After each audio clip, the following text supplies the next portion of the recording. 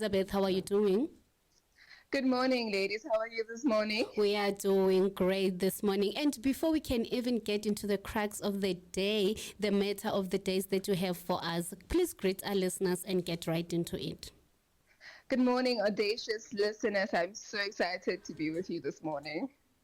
And as we continue without wasting any time, please get into the topic of the day. What we'll be talking on this morning? This morning, we're talking about how to push through life's setbacks. How to push through life's setbacks. Please go on, and we are ready to hear what you have to say. All right. So thank you so much for that. Life works through seasons. There are days when we are winning, everything is going according to plan. And then there are seasons when things just go left. Mm-hmm. You could be fired from your job. You could lose a contract. You could plan and work very hard. By no means everything you've put in all the effort, but it just does not go according to plan. Mm-hmm. When these seasons happen, as they will happen, that's the definite guarantee. How do you push through these seasons? And that's what we're going to unpack this morning. The first thing is we need to be careful with what you're feeding your mind. It is so easy to fall into the trap of negative thinking, blaming yourself, blaming other people, finding fault in everything. And once you're stuck in that mindset, it becomes like a continuing loop and a hole where you keep going deeper and deeper and deeper, and you sunk in until you are in so much despair, discouragement, disappointment, that it becomes literally impossible to come out. Mm-hmm. So the first thing is look at what you're feeding your mind. When you're scrolling on your phone, what kind of content are you consuming? When you are speaking with people, what kind of people are you listening to? Let's say, for instance, you just lost your job. Now you decide to go to your old friend who's been unemployed for 10 years. Can they really give you the type of advice that you need? Most likely they will say something like, I have been unemployed for 10 years. In this economy, nothing works. Entrepreneurship doesn't work. Business doesn't work. Everything is useless. There's no life. And now you're consuming all of that negativity. You're sitting with it. And even if you come up with creative ideas of how to come out of the situation that you're in, it becomes harder because you're feeding your mind with all the negative information. Mm-hmm. The most important thing is look for inspirational talks. There's TED Talks, there's audiobooks, there's people who are consistently producing successful results in their career. Follow them closely, look at what they're doing, listen to what they're saying. One thing I love about successful people is that they're first people to say failure is the best teacher. Mm-hmm. You will never have a successful person who goes to someone who's just had a setback and say, you'll never make it. No, they understand that life is about making attempts. It's about taking action. And when you fail, you keep failing forward. What does that mean? It means that failure is just information that gives you feedback. Mm-hmm. Now you know what doesn't work. Now you know I need to work with a different type of caliber of person. I need to access a different quality of information as part of my resource. Now you know, okay, I know how not to do it. I can go left instead of going right. Right? Mm-hmm. And then secondly, you need to look at what do you have in your hands. You could be sitting at home with a beautiful singing voice. You could be so creative when you're posting on social media online. You could be baking the most delicious, scrumptious scones Mzansi has ever seen. Mm-hmm. But because it's not something that you would have thought of before, now you're finding yourself in this situation. Hey, guess what? This is an opportunity to try it out. You could bake those scones, put a bit of jam, put a bit of cheese, then go to your closest company next to you and say, I'm sampling out packets of scones. Have a taste, let me know how you feel. And that's how you build a market, right?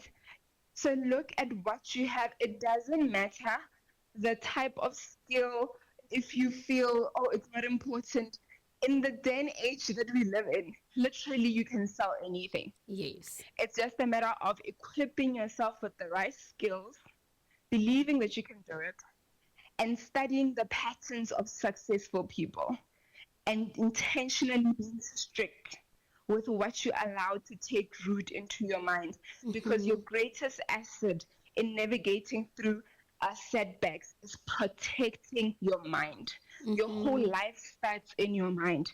What you believe is possible for yourself starts in your mind. What you believe you are worthy of, it starts in your mind. The Yes. type of life you would like to live, what you believe is good enough for you, what you settle for, it's in your mind. The difference between someone who drives themselves to the bottle every single day, 6 to 6, 7 days a week, and the difference between someone who says, I'm going to be a gardener, I'm going to make 200 Rand, I'm going to put 150 away for 6 years so I can start my company. It's what's going on in their mind. The one person is saying there's no use. I can't do anything. What can I do with 250? What can I do with 100 Rand? And then someone else is thinking, I can make it. I can take 100 Rand, save it for 12 months, save it for 5 years, let it accumulate interest. It will take long. But you know what? 20 years won't pass by without me trying. I would rather try and fail than live with the regret of never trying. The difference is the mindset. The difference is your mind. What are you feeding your mind when you are in a season of setback? And another important thing is what is driving you. When you receive the most devastating results, the most devastating information, you've lost your job, someone is critically ill, your business is about to file for bankruptcy, are you going to allow fear to consume you? That every decision you make is like a snowball effect, influenced by fear. And you find yourself fast pacing, making incredibly wrong decisions that can even cause more harm because you're in a panic mode? Or are you going to take a moment to breathe and think, how did I get here? Because every setback has a part where you have to take responsibility for the role that you played in coming to that position. Right? You could have lost a job because you weren't giving 100%. So that's an opportunity to learn and grow and do better, right? You could have lost a business contract because you didn't do due diligence.